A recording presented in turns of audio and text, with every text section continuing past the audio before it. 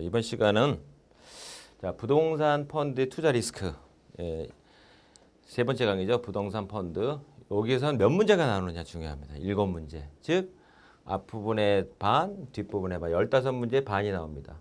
이게 결국은 부동산 펀드의 리스크 관리를 하는 건데 그 리스크보다는 더 중요한 거는 부동산 투자를 하면서 왜 하게 되고 또는 부동산 투자가 경제 상황에서 어떻게 변화해야 되느냐, 또 어떤 상황 변화에 따라서 뭐 시장의 변화, 주변 여건에 따라서 부동산 투자를 어떻게 해야 되느냐, 또 부동산 가격이 올라가느냐 내려가느냐라는 문제를 물어볼 가능성이 높아 보입니다. 즉 뭐냐 하면 말은 부동산 펀드 투자 리스크라고 되어 있지만 부동산 투자를 위한 전반적인 이해를 물어보는 문제가 많이 나온다. 따라서 이러한 리스크 관리는 리스크에 대한 관리는 앞부분에 여러 가지 위험 요소와 또 점검 사항 등에 대한 내용들과 일맥상통하기 때문에 중첩돼서 나올 수가 있고요, 문제가.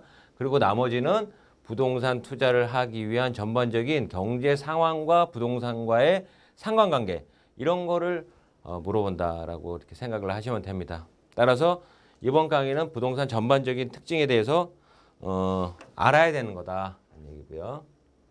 자, 그러면 첫 번째 부동산 시장을 분석을 해야 되는 얘기인데 제일 첫 번째 부동산이 언제 올라갈까요? 라는 얘기죠. 언제 올라가고 내려가느냐라는 얘기. 이거는 그냥 경제학적인 문제인데 Y는 국민 총소득이에요. 국민 총소득이고 국민 총소득은 소비와 투자와 그다음에 정부 지출과 수출이 합한 거다는 얘기죠. 요거 내가 보는 국민소득은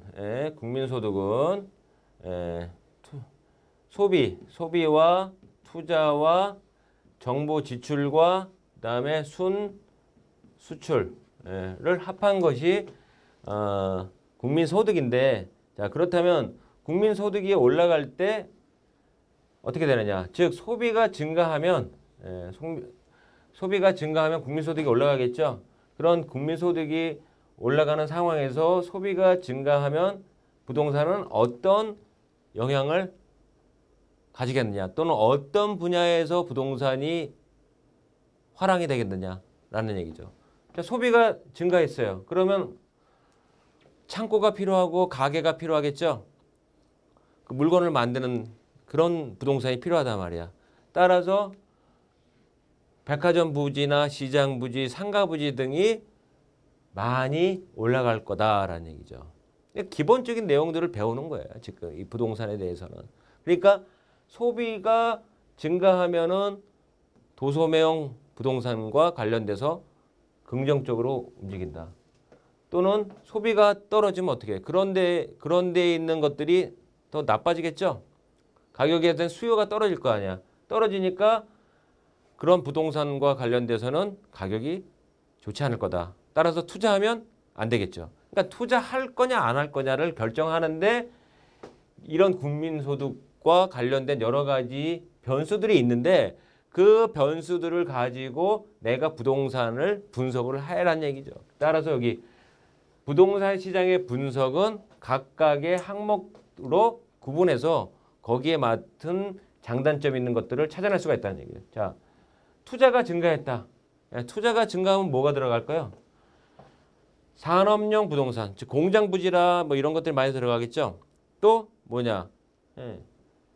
사무용 부동산도 들어간다. 그 사무용 부동산은 뭐야? 건물 이런 게 들어간 거고. 공장은 저쪽에 있는 시골에 있는 어떤 넓은 뭐 이런 대지 이런 데에 대한 부동산들의 수요가 많이 증가할 거다라는 얘기죠. 자, 그리고 정부 지출은 우리가 할 수 있는 일이 아니기 때문에 빼고요. 순수출. 수출이 증가했어. 수출이 증가하면 어떻게 됩니까? 수출을 만드는 공장들이 잘 나가겠죠. 따라서 그 수출 기업은 땅을 필요로 하겠죠. 건물을 필요로 하겠죠. 또 수출을 하기 위한 건물을 필요로 하는데 가장 유리한 조건의 땅을 찾겠죠. 따라서 수출 기업에 필요한 만약에 어느 항구 지역에 가면은 그 수출 많이 하는 회사들이 많이 들어와 있어요. 그러면 수출이 많이 늘어난다. 그럼 그쪽에 있는 부동산 수요가 많이 늘 것이란 말이죠. 그러니까 따라서 그러한 것들을 찾아내는 것들을 국민소득과 관련돼서 이렇게 부동산에 어디다 투자를 해야 되는지를 찾아낼 수가 있다는 얘기죠. 상당히 좀 관심을 가져도 재밌는, 또는 우리가 어디 여행을 가거나 놀러 가거나 아니면 어느 지역에 가서 봤을 때 이 지역은 어느 부동산 또는 어떤 물건들이 잘 팔리겠고 또는 앞으로의 가능성이 있다, 이런 것들에 대한 생각들을 가지고 보는데, 다만 어떤 변수를 가지고도 부동산을 분석할 수 있다라는 얘기입니다. 아시죠? 그 다음에 자, 부동산 시장과 부동산 시장의 분석, 자본 시장의 분석이라고 그래요. 자본 시장은 내가 여기다 써놓지는 않았어요. 써놓지는 않았는데, 자, 주식이 올라갔어요. 자본 시장에서 주식이 올라갔어요. 주식이 올라가면 어떻게 될까? 부동산은 올라갈까요, 떨어질까요? 예, 부동산도 같이 올라간다, 그런 얘기죠. 만약에 금리와의 문제, 예, 금리가 올라갔어요. 부동산 시장은 어떻게 될까요? 별로 안 좋아지겠죠. 왜 안 좋아지느냐? 그런 질문들을 하는 거죠. 금리가 올라가면 보통 부동산들은 많은 사람들이 대출을 끼고 사요. 대출을 끼고 사기 때문에 어느 부동산이라든가 하는 것들에 대한 금융 비용이 다 일부 많이 차지하고 있어요. 차지하고 있는데 금리가 올라가면 그러한 그 건물에 대한 이자 비용을 많이 지불을 해야 되기 때문에 선뜻 물건을 사기가 어려워지는 거죠. 따라서 금리를 통해서도 이런 부동산 시장과 관련이 있다는 얘기죠. 그리고 부동산 이외에 다른 주식이나 채권 등의 상황들을 보고 그러한 것들로 인해서도 부동산 시장을 같이 분석을 해야 된다라는 얘기죠. 그래서 자본시장은 주식, 채권, 금리와 같이 섞어서 부동산이 어떻게 움직이느냐를 분석을 해야 된다는 얘기고요. 근데 부동산 시장 자체로도 분석을 할 수가 있는데, 자, 공간 시장과 자산 시장과 개발 산업으로 분석을 할 수가 있다. 공간 시장은 뭐냐면 보통 우리들이 공간은 어디가 있어요? 뭐 임대할 때 어떤 공간을 지불하잖아요. 그럼 그 공간에 대한 이용을 서로 사고 파는 시장이다, 부동산 시장은. 그래서 만약에 그런 그 임대하는 것에 대한 수요와 공급이 어떻게 이루어지고 있는가. 만약에 어느 곳에서 임대 수요가 많으면 이런 또 부동산에 대한 어떤 가격 조절이 있을 거고, 그다음에 공실률과 그런 것에 따라서 부동산이 또 가격이 차이가 날 거고 하는 얘기고요. 그다음에 자산 시장은 부동산의 수급에 의해서 결정되는데, 그런 이것은 내가 이 반대로 시장에서 역산으로 계산을 해서 부동산이 어느 정도나 될 거, 어느 정도의 가격을 서로 환원해서 예측을 할 수가 있다는 거죠. 따라서 그러한 자산 가치로의 어떤 시장으로도 부동산의 역할을 하는 거고, 개발 사업은 어떤 부동산을 가지고 있는데 그것이 개발을 할 건가, 또 사업성과 또 수익성, 이런 것들을 통해서도 부동산의 가치를 서로 분석할 수가 있다는 얘기죠. 따라서 자본시장과 서로 섞어서도 얘기를 할 수가 있고, 또는 부동산 자체로의 어떤 그 시장으로서도 분석을 할 수가 있다, 그런 의미입니다. 의미고요. 자,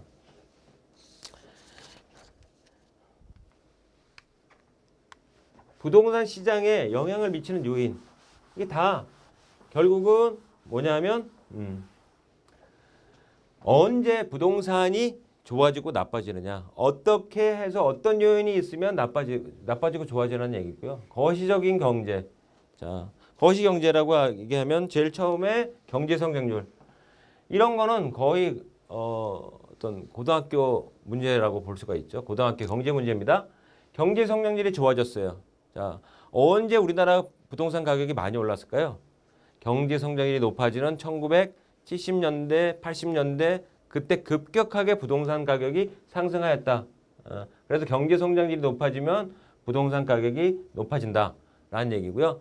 또 부동산 가격이 올라가면 사람들이 돈이 자기가 갖고 있는 재산의 가치가 높아지니까 마음이 든든하고 또 실무로 그것을 팔게 되면 돈이 들어오겠어요, 안 들어오겠어요? 돈이 들어오죠.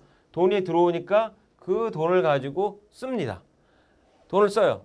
바깥에 나가 다른 걸 쓰죠. 부동산을 팔아서 따로 자동차를 사고 또는 뭐 더 좋은 물건도 사고 해가지고 소비가 증가해요. 소비가 증가하게 되고 그런 경우가 생기고요. 자본 투자가 감소가 되고 또 수출이 감소가 될 수가 있습니다. 그 다음에 통화량, 물가, 주가 상승 이 모두 다 통화량이 늘어났다. 그러면 돈의 가치가 어떻게 됩니까? 돈의 가치가 약간 떨어지죠. 또 떨어진다는 개념은 뭐냐면 돈이 많이 나오니까 현재 실물 자산에 대한 가치가 높아지는 거죠. 따라서 통화량이 올라갔다고 얘기하는 거는 부동산 가격이 상승했다는 얘기고요. 물가가 올라갔다는 얘기는 아파트 가격이 올라갔다는 얘기니까 부동산 가격이 상승했다는 얘기고, 주가가 상승했다는 얘기는 주가도 역시 자산, 실물 자산인데 실물 자산에 대한 가격이 올라갔다는 얘기는 부동산 가격도 상승할 수가 있다, 그런 뜻입니다. 그리고 나서 금리 상승, 금리가 올라갔다. 아까 말씀드렸다시피 금리가 올라가면 부동산 가격이 점차 침체가 되고 떨어질 가능성이 높다라는 얘기죠. 따라서 부동산 가격에 영향을 미치는 요소들 이런 것들은 거시 경제적인 관점에서 분석을 할 수가 있다라는 얘기예요.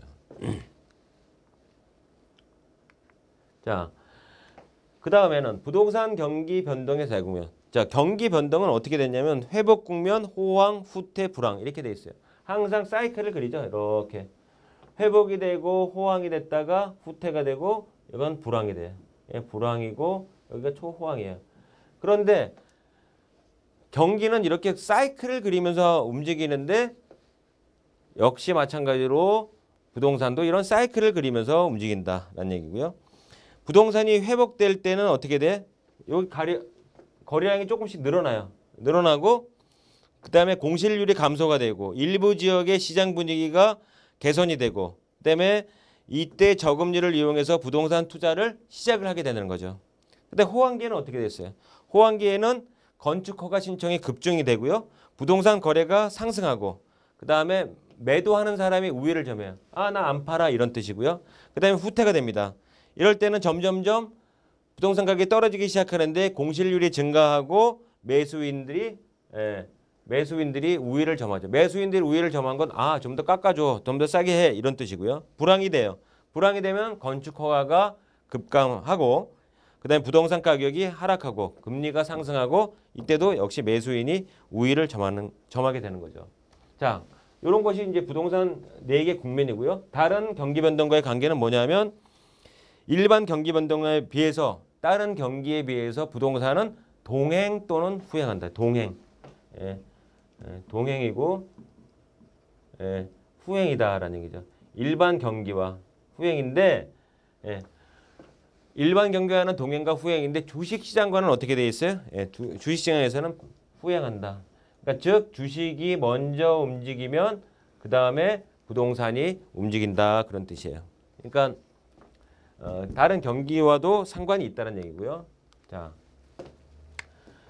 그다음에 수급 요인, 수요 요인과 탄력성. 탄력성이라는 것은 어떤 요인이 변하면 거기에 비해서 얼마나 더 크게 변하느냐 또는 얼마나 더 적게 변하느냐, 그것에 대한 정도를 탄력성이라고 그러잖아요. 그러니까 그 탄력적인 요인들이 따로 있는데, 자, 여기 써놓지는 않았어요. 자, 소득 수준이 변했어요. 그러면 어떻게 될까요? 수요가 증가하겠죠. 그래서 부동산 가격이 상승합니다. 인구가 증가했어요. 그럼 부동산이 어떻게 될까요? 부동산에 대한 수요가 증가하겠죠. 그래서 부동산도 올라갑니다. 그 다음에 대체 부동산 가격이 올라갔어요. 그러면 어떻게 됐어요?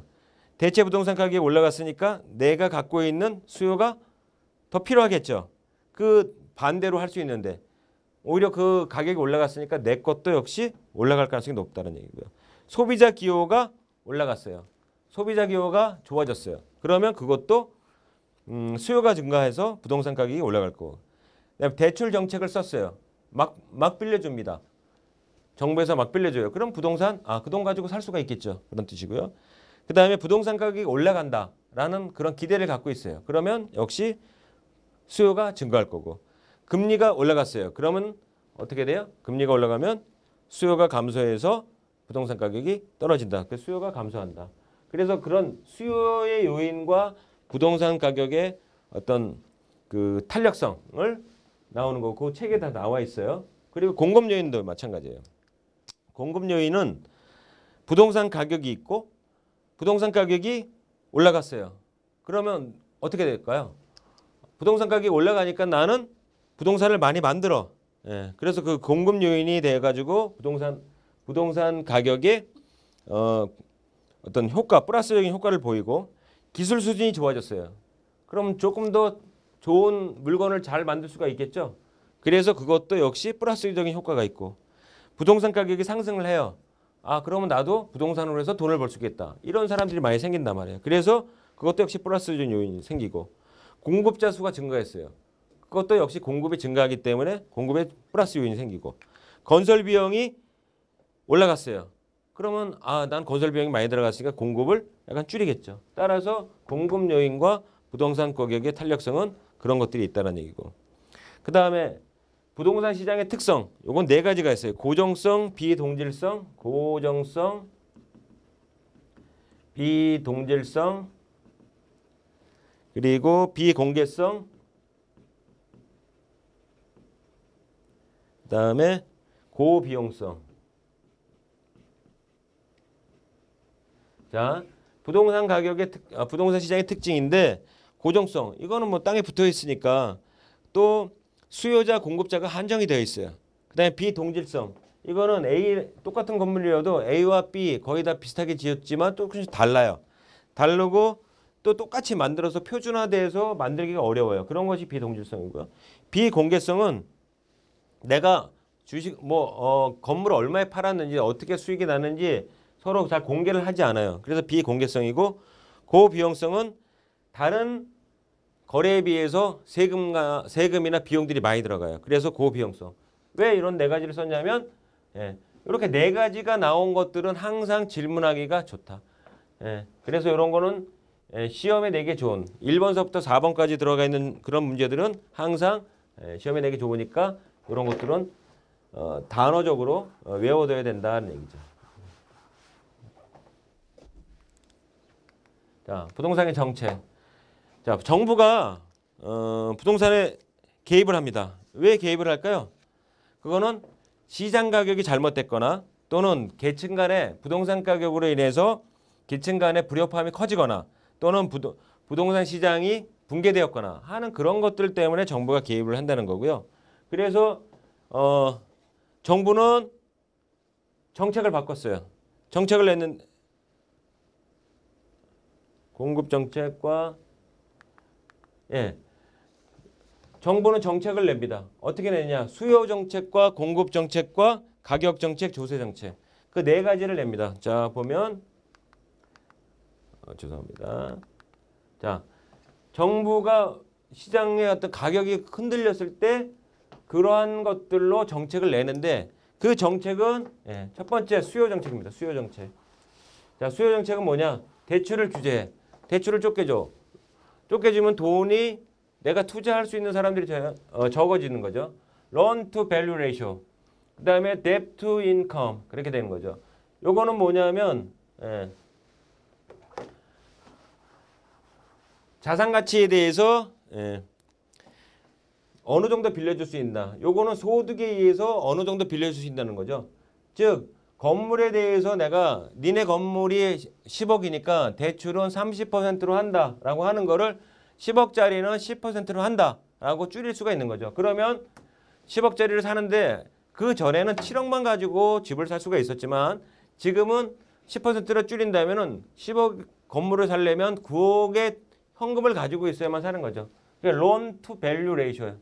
그 다음에 그러나 요거 DTI는 debt to income.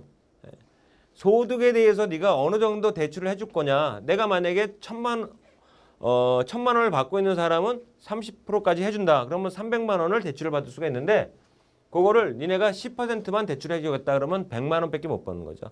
즉 소득이 적은 사람한테는 대출을 거의 안 해준다. 많이 안 해준다. 따라서 부동산 그를 매수를 하려고 하면 어느 정도 소득이 있고 그 소득에 대한 대출을 정하는 거죠. 그래서 두 가지 방법 LTV와 DTI로 규제를 강화를 하면 어떻게 돼? 수요가 감소된다. 근데 정부가 할 수 있는 일은 이런 걸 하는 거죠. 그 다음에 이건 어디를 통해서 해? 은행을 통해서 합니다. 그 다음에 금리를 규제를 해. 금리 규제를 하는데 아까 몇 번 말씀드렸죠. 금리가 올라가면 어떻게 돼? 부동산 가격은 떨어진다. 수요가 감소해 떨어진다는 얘기죠. 자, 그래도 안 돼. 그래도 안 되면 세제 혜택을 줘요. 만약에 세제를 변경시켜줘. 임대사업자한테 세제를 완화시켜줬어요. 그러면 임대사업자가 일하기가 편하겠죠? 그러니까 부동산에 대한 수요가 증가를 합니다. 만약에 이런 것들을 강화를 해요. 세제를 강화해. 그럼 수요를 감소합니다. 만약 양도세를 줄인다든가 여러 가지 세금을 높인다든가 하면은 부동산을 살려는 사람들이 줄어듭니다. 그래서 수요를 감소시키고요.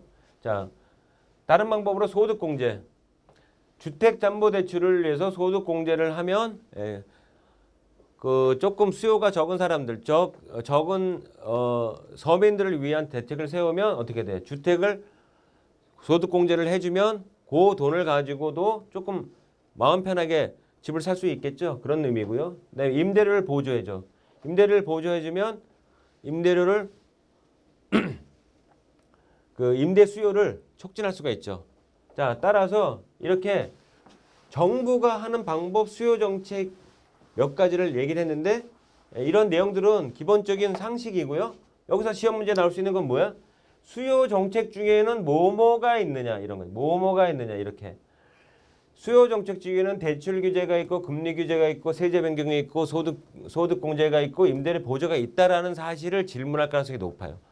그러니까 즉 정부가 하는 것들에 대한 수요 정책과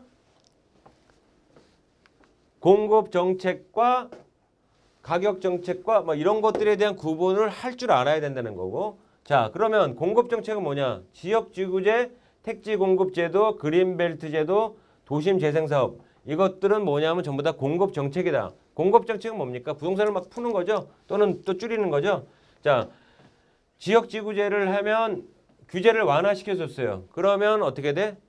만약에 어느 구역에서 조금 더 높은 위치로 올라가게 돼요. 그 도시 밀도를 상향시켜주면 공급이 강화됩니다. 따라서 지역 지구제를 쓰면 그 부동산에 대한 어떤 수요가 생기는 거죠. 그래서 상향을 시켜주면 공급이 증가하고 하향을 하면 공급이 감소가 되고. 근데 택지 공급도 마찬가지예요. 택지 공급들을 택지가 아닌 걸 택지로 풀어줬어요. 그러면 어떻게 돼? 공급이 증가하겠죠.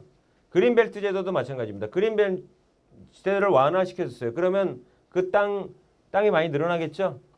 도시 재생 사업은 단기적으로는 재고가 축소가 되나 장기적으로는 신규 공급 물량이 늘어나는 그런 것들이 되는 거죠. 따라서 공급 정책의 네 가지를 확실하게 요거는 공급 정책이다라고 기억을 하시면 되겠습니다. 요거 공급 정책 네 가지. 자, 그다음에 가격 정책. 가격 정책은 임대료를 상한제 하고 있죠. 그래 이걸 규제를 완화했어요. 그러면 나도 부동산을 하고 싶다라는 그런 생각이 들어서 공급이 증가가 되고요. 분양가를 상한제를 완화했어요. 그러면 아파트 하는 업자가 나도 아파트를 지어서 좀 더 비싸게 팔아먹어야지 라는 생각이 들 거예요. 그래서 공급이 증가됩니다. 따라서 가격 정책은 임대료 상한제와 분양가 상한제가 있고 규제를 완화하면 각각 어떻게 돼? 공급 물량이 늘어난다. 이렇게 해서 가격 정책을 쓰고도 부동산을 공급하는 그런 공급을 조절하는 방법을 취할 수가 있다라는 얘기입니다. 자, 또 끝으로 조세 정책. 이제 가격으로도 안 되니까 세금으로 때리죠. 그러면 부동산과 관련된 조세가 뭐가 있냐면 부동산 취득할 때 취득세, 등록할 때 등록세, 또 보유세, 그리고 양도소득세, 또 개발이익 환수제 이런 것들을 통해서 세금을 많이 걷어들여요. 그런데 세금을 많이 걷어들이는데 그 세금을 많이 걷어들이는데 그것을 완화시키면 어떻게 돼? 조금 더 부동산에 대한 것들이 많이 생기니까 공급이 완화되는 거죠. 공급이 증가하고요. 그래서 조세와 부동산 가격은 수요자와 공급자에 대한 추가적인 조세를 부담시키면 추가된 조세 부담만큼 부동산 가격으로 이전된다. 이게 무슨 뜻이냐면 만약에 양도세를 올렸어요. 올렸는데 이 사람이 물건을 팔고 싶은데 그 양도세를 물건 가격에다 얹는다는 얘기죠. 따라서 이 조세 정책을 쓰면 그렇게 항상 세금만큼 어떤 가격의 변화가 생긴다라는 얘기고요. 자, 그리고 부동산 리스크. 이 리스크는 뭐냐면 앞부분에 각각의 특정에 대해서 그 얘기한 거 말고 이런 위험 자체, 부동산 펀드가 갖고 있는 위험들에 대한 얘기들이에요. 즉 뭐냐면 이건 시장 위험, 운영 위험, 입지 위험, 금융 위험, 법적 위험, 인플레 위험. 자, 시장 위험이라는 건 뭐냐면 경제 성장률, 정부 정책 변화, 금리 변동 등에 따라서 부동산 가격이 변할 수 있다라는 얘기고요. 운영 위험은 부동산을 경영할 때 관리상의 위험이 있다. 위험이라는 건 뭐라 그랬어요? 부동산으로 인해서 손실을 볼 수 있다. 그런 의미니까 위험은 손실, 그것을 투자해서 손실을 볼 수 있다는 얘기고요. 입지는 부동산은 부동성으로 인한 위험은 하나에 붙어 있으니까 어떤 변화에 대응하지 못한다는 얘기고, 금융 위험은 대출을 상환할 때 잘 안 됐을 경우에 뭐가 좀 잘못될 수 있다는 얘기고, 법적 위험은 법령들이 또 변화할 수 있잖아요. 그런 것이 법적 위험이고, 인플레 위험은 투자 규모가 크면 인플레가 생기면 어떤 가격에 대한 위험이 생긴다라는 그런 위험이고요. 그리고 원금 소실 위험은 부동산 펀드나 이런 것들은 외금 보호법에 의해서 불가가 돼 있고 투자자들은 모두 다 자기가 투자 손실을 책임을 져야 된다는 얘기고, 프로젝트 위험은 우리가 아까 PF 그 대출형 부동산에 대한 얘기를 했죠. 그럼 프로젝트 위험은 인허가가 잘 안 될 수도 있고 또는 부지가 잘못 확보될 수도 있고 또 시행사나 시공사가 또 부도날 수도 있고 그다음에 뭐 그런 미분양될 수도 있고 하는 그런 위험이고, 그다음에 임대 위험은 임대를 했는데 중간에 뭐 나간다든가 아니면 또 내가 임대를 했는데 공실률이 증가했다든가 뭐 하는 여러 가지 것들이 있어요. 그러니까 이 부동산에 있어서의 위험 중에서 리스크 관리는 이런 위험들을 다 관리를 하면 되는데 각각의 위험들보다 이런 시장에 대한 위험들의 종류와 특징을 또 맞바꿔서 이렇게 물어볼 가능성이 커 보여요. 그러니까 부동산이 갖고 있는 여러 가지 위험들은 어떻게 해야 돼? 각각 알아두고 그 이름과 내용들을 알아두고 서로 그 특징에 대해서 이해를 하면 된다는 얘기죠. 그러니까 다음 중 부동산 펀드의 어떤 위험으로 리스크 관리를 하기 위한 위험으로 이런 위험은 어떻게 해야 되느냐 이런 내용들이죠. 여기 좀 많긴 하지만 그래도 한 번 정도 이해를 해주시고 가면 이 문제는 충분히 풀 수 있을 겁니다. 자, 그리고 나서 우리나라 말고 해외 부동산에 투자를 많이 한다고 그랬죠. 그러나 그 해외 부동산에서는 또 위험이 있어요. 어떤 위험이 있냐? 외국 걸 잘 알아요. 법률 잘 모르잖아요. 외국 법률을 잘 모르기 때문에 외국의 정치, 경제, 법률적인 위험이 따로 있다는 얘기고, 그다음에 수수료 이것도 몰라요 잘. 그래서 수수료와 조세 걔네들 하는 방법으로는 세금이 우리나라랑 또 틀릴 수도 있으니까 그런 거고, 환매 유동성 한 8일씩 걸리는 것도 있고 보름씩 걸리는 것도 있어요. 그러니까 해외 부동산 펀드는 또 환매가 하는 게 좀 어렵고요. 그다음에 환율 뭐 만약에 뭐 브라질 뭐 해외라든가 이런 것들은 뭐 급격히 뭐 빠질 수가 있거든요. 빠지니까 달러 대비 또는 환율 대비 또는 그 나라의 각국 통화 대비해서 환율이 급격하게 변할 수 있으니까 그런 차이도 있을 수 있고, 정보의 제한 뭐 그 나라의 어떤 그 건물 내에 뭐 어떤 상황이라든가 하는 것들은 쉽게 접할 수가 없으니까 그런 거고요. 그다음에 지난 금융 위기 때처럼 글로벌 경색 위험이 있을 수도 있다라는 얘기죠. 자, 그래서 그런 리스크 관리를 위해서는 어떻게 하느냐? 투자 지역을 확인하고 해당 국가의 부동산 정보 및 경제 정보를 사전에 파악을 해야 된다. 좀 준비를 하고 보다도 레포트를 많이 읽어봐야 되겠죠. 그래서 그 회사의 대상국의 전망이나 비과세 효과보다 투자 성과가 꾸준한 성과를 올리는 펀드를 골라야 된다는 얘기고, 그리고 불법 사설 펀드냐 아니냐라는 거고, 그런 것들은 금융위원회에 있다는 얘기입니다. 따라서 해외 부동산에 대한 관심이 높아지고 그 리스크 관리에 대한 질문은 반드시 할 가능성이 높아 보여요. 그러니까 이번 항목들은 부동산의 전반적인 이해, 그리고 각각의 부동산 펀드 특징에 대한 위험과 리스크, 그리고 해외 부동산 펀드의 리스크 관리, 뭐 그런 정도로 이해를 하시면 될 것입니다. 15문제니까요. 포기하지 마시고 끝까지 푸시면 좋은 성과를 얻을 수 있을 것으로 생각합니다. 수고하셨습니다.